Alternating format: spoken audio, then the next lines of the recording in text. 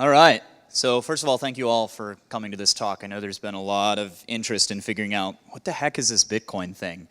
I'm going to do you one step further, and I'm going to tell you a little bit about why I think Bitcoin is one of the most significant innovations of our time.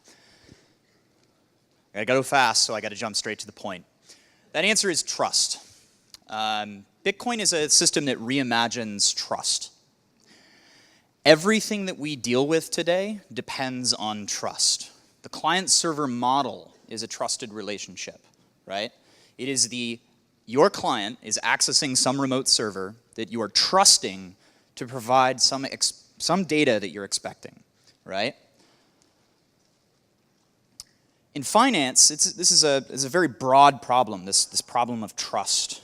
In finance, we call it counterparty risk. Those of you who might work in financial services, you're familiar with this.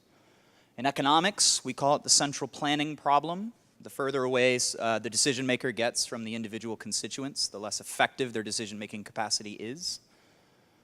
And in computer science, we call it the Byzantine generals problem. You have a cluster of nodes, a set of servers, or machines that are responsible for doing some sort of work. You don't know which of those servers has been compromised, which one of those machines is just had a bit flipped, or maybe has a corrupt hard drive. This is described more loosely as the Byzantine generals problem. So we want to talk a little bit about changing modes of trust. Through network design, we're hoping to eliminate these centralized points of failure. Anytime you have trust in a relationship of any sort, certainly with computer systems, you have these parts of the system that will fail, and we describe these as central points of failure. We want to eliminate them.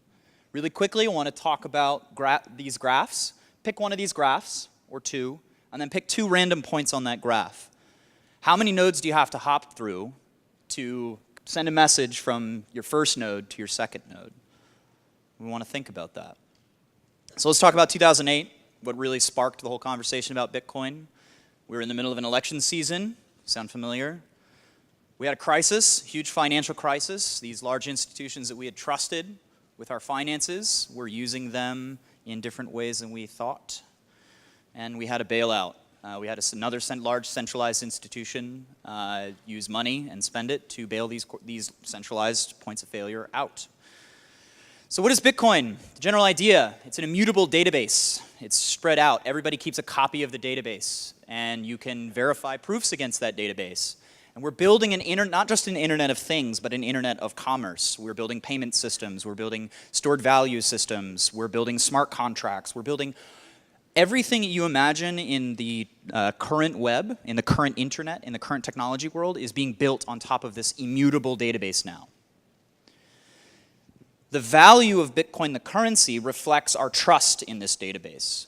The currency price on the markets reflects how trustworthy that asset is. And the reason this works is really cool. Okay? There's three parts to it. You've got the blockchain data structure, which is all that it is. You have an economic incentive for its security, and a non-forgeable proof of work. It's a way to prove that you've done some degree of work. So let's talk about that proof of work. We can talk really quickly about it. It's very simple. It's pure entropy. It's randomness. You spend work by your computer, and you pass it through a hash mechanism, and if that hash matches a special arbitrary pattern, you are rewarded with some new currency. And that's where the economic incentive comes from. The work that is done to secure the network is rewarded with a currency that only has value when that network is secure. If this network security diminishes, if that database's security diminishes, so too does the currency's value. So the miners would be disincentivized. But what is this blockchain thing? Well, blockchains are really simple.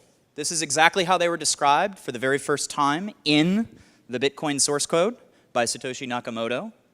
That's just a data structure. But here's the trick.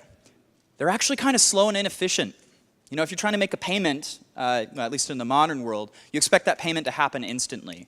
Banks manage to do it in about 3 days. Other systems can take weeks or longer, and they take significant fees because you have to jump a number of hops. But what they're great at is keeping history, keeping track, keeping people accountable. And that is what helps us restore trust. Bitcoin is a trust anchor. It provides a degree of certainty for any system that requires a shared perspective. And it's my belief that for that reason, Bitcoin is the most innovative thing that exists in our time and will continue to be so.